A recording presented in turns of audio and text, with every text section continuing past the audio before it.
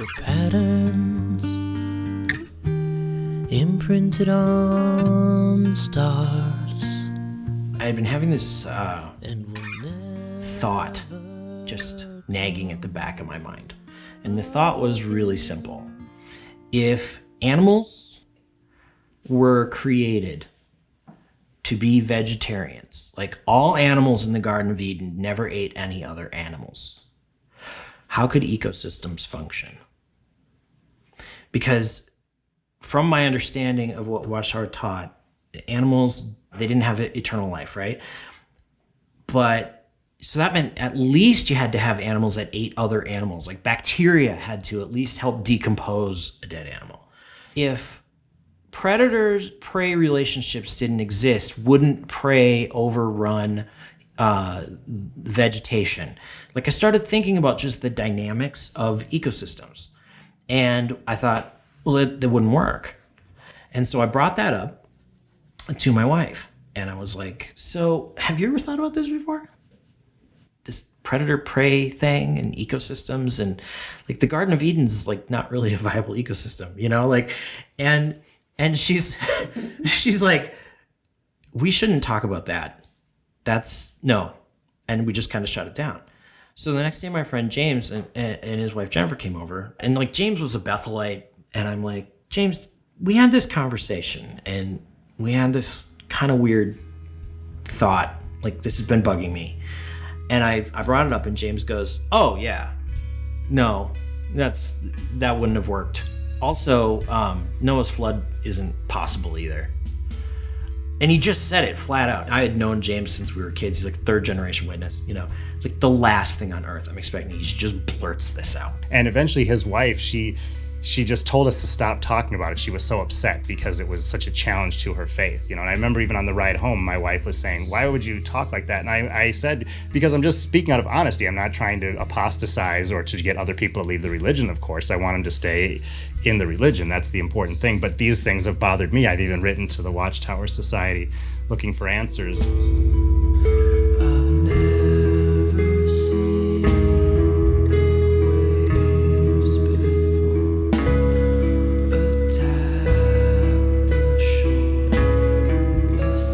And my wife said, you know, you probably really, you'd clearly upset Amanda. You probably also really upset Ryan. I think you should, maybe do you want to try smoothing it over with them or apologize to them? So the next day at work, I sent Ryan an email and I said, I'm sorry for what I was saying. I didn't mean to delve into apostate thinking or reasoning. It's just something that's bothered me for many years, that there's no good reason. Ryan wrote back super casual, as if he hadn't even given a second thought. He said, oh, no worries, man. We were just talking. It's good we can have honest conversations like that, you know? And then I wrote back and I said, but if you want to know the depth of why I'm really questioning this, check out this link. And I sent him a link of like 20 reasons why the Great Flood can't be an actual historical event. I spent the rest of my afternoon at work following every one of these links and reading this stuff, and it literally destroyed my entire belief system in like an hour. Ryan never responded, and like a week later he was no longer a witness. I remember my wife saying, oh, you probably caused one of our best friends to leave the religion. I didn't even believe her. I was like, no, he was on his way out anyway, because there's such cognitive dissonance. But yeah, I actually learned later that was what got him going out. Once he started knocking the dominoes down, I was like, this is impossible. The continent of Antarctica proves this is impossible. Like Methuselah pine trees in California prove this is impossible. Like I just like, this didn't happen. So I was like, well, okay, I'm gonna go back to the creation book. So I went back to that book and I started looking up the actual quotes. And they have this paragraph like in 2 or 3 pages in where it says something like, to think that the eye with its contrivances and could have evolved seems absurd. But it was being used to prop up the idea that Charles Darwin didn't think eyeballs could have evolved. It literally says, is it possible that something as complex as the eye could have evolved? Charles Darwin didn't think so. Then they show this quote, they cut it off, and then they go on. So I looked up the quote in The Origin of Species. And when I looked up the quote, what I noticed, it was a rhetorical device in the paragraph. And in fact, the next sentence in the paragraph answers the question he raises. He literally goes and says, "To believe that the eye with all of its myriad contrivances could have evolved seems impossible. However," and then he explains how it's possible. Now, that was when I realized this is dishonesty. It's not simply a mistake. They had to ignore the rest of this very sentence and use it to prop up an argument that was the exact opposite of what he had said. That really shook me because I was like, wait a second. We've got an intentional case of a logical fallacy and intentional dishonesty happening right here. So then I started looking up everything. And what I found out was that, that book is just like a collection of misattributed quotes, misapplied logic, partial cherry picking of facts, ignoring complete and total everything. The thing that bothered me so much wasn't that they were wrong about creation, it was that they lied their asses off to cover it up. What I found was that the more I pulled on the threads with the Watchtower stuff, the more it unraveled, and the more I pulled on the threads with the science stuff, the more it got solid. And then I was screwed. All of a sudden, none of it's true.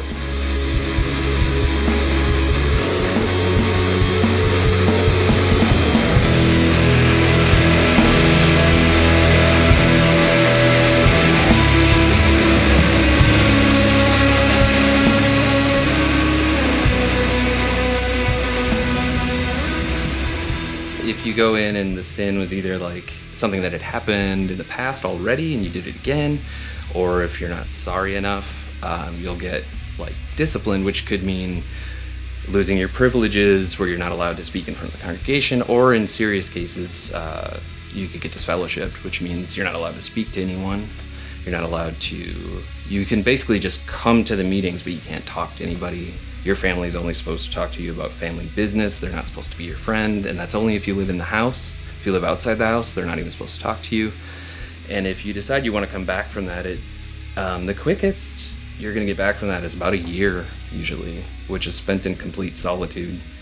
And if that ever happens to you, if you screw up again, you're just instantly on disfellowshipping territory again.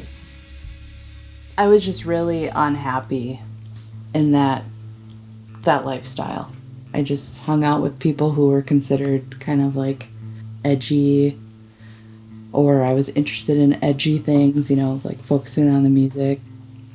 It just got me I just got a bad reputation. And I think I fed on that later because it really affected me. Being made to feel like I was just this bad person. All the time. It's I was never really going to learn about myself in that religion. You're a number. That's it. So I couldn't handle that. I had so many other passions. I wanted to know more about just life and the world, and I just felt so stuck. I started reading all the material, all of their books. It was, my brother said that it was he was watching A Beautiful Mind because I was nutty about it. Because I was so scared because it was I was going to lose my family. I was going to lose my whole identity if I came to the conclusion that this wasn't for me. And so I was scared shitless and started almost trying to force myself to believe it by reading everything. And, you couldn't read anything outside of their literature, so I had nothing really to compare it to. I started writing about God in a way that was almost I was trying to understand it or feel it made sense to me. It wouldn't have been particularly obvious to other witnesses, but it was kind of the beginnings of my feelings towards that belief system. This is a new one that I wrote. It's just me and Robbie. And if I play it like that, I'm really sorry, but I'm a little nervous because it's new. It's called The Tune You Wrote Me.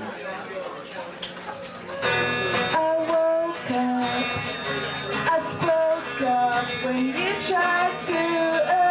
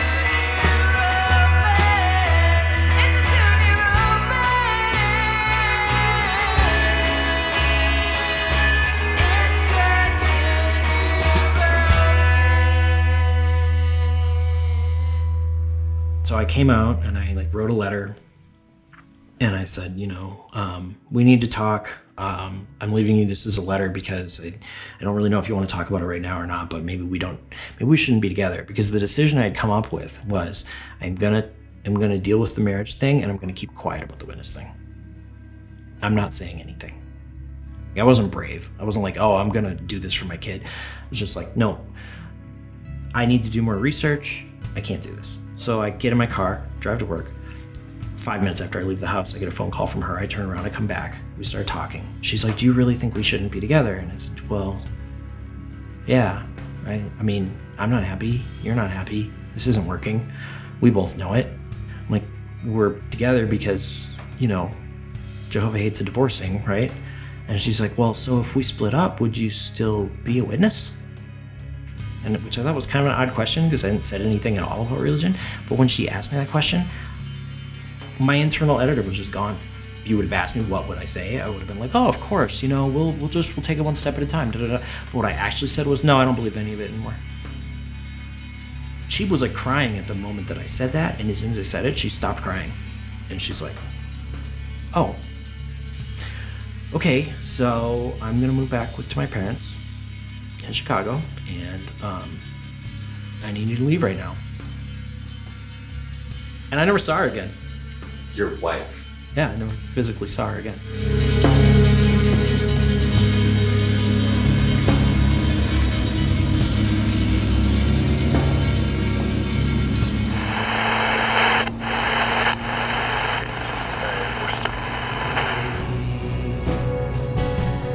War's over.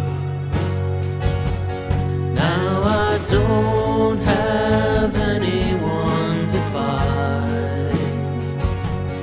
No, I don't